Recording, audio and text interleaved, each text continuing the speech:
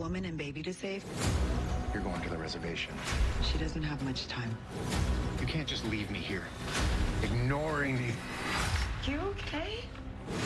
Found next Tuesday on NBC and streaming on Peacock. Thank you for... Sure.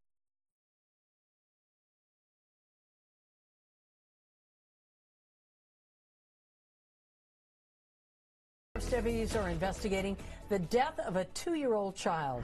NBC4's Macy Jenkins live there right now with the latest on the investigation. Macy? Well, Colleen, we know that that child was just 2 years old. Now, to give you an idea of where we are in Palmdale, we're just north of Highway 138, just east of Highway 14.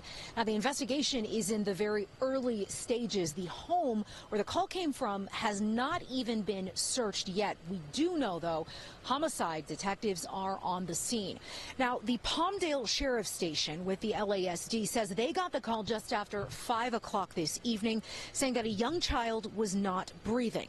When deputies arrived, they found the child unresponsive.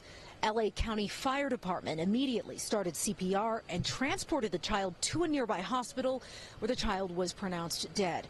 Now, investigators have not mentioned the child's gender, but neighbors tell us they often see a little boy playing in the front yard of that house. We spoke briefly to Lieutenant Art Spencer with the Homicide Bureau. Take a listen.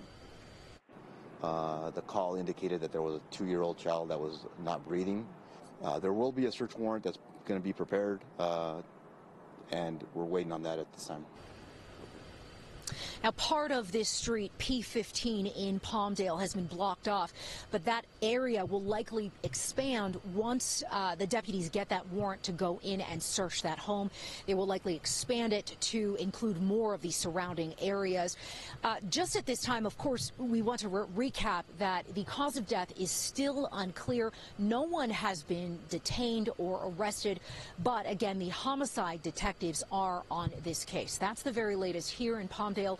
Macy Jenkins, NBC4 News. Colleen, I'll send it back to you. All right, Macy, thank you. We have more breaking news tonight. LA County Sheriff's Department is investigating the sudden deaths of 3 current and 1 retired employee.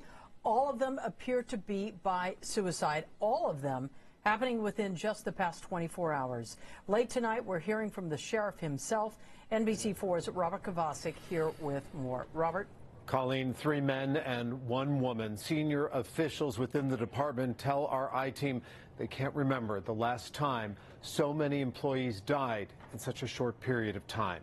Sheriff Robert Luna releasing a statement tonight that reads, in part, "We are stunned to learn of these deaths, and it has sent shockwaves of emotions throughout the department as we try and cope with the loss of not just 1, but 4 beloved, active, and retired members of our department family. I have the deepest concern for our employees' well-being, and we are urgently exploring avenues to reduce work stress factors to support our employees' work and personal lives." That statement goes on to read, out of respect for the grieving families, we will not be disclosing their names at this time. Colleen? Robert, we're talking 4 deaths, 24 hours here. Is it possible there's some sort of connection in all of this? What we know at this point, Colleen, is that the Los Angeles Medical Examiner's Office will be looking and investigating each death independently. I'm Robert Kovacic in our News Operations Center. Let's go back to you. Making contact, just pushed the bike down.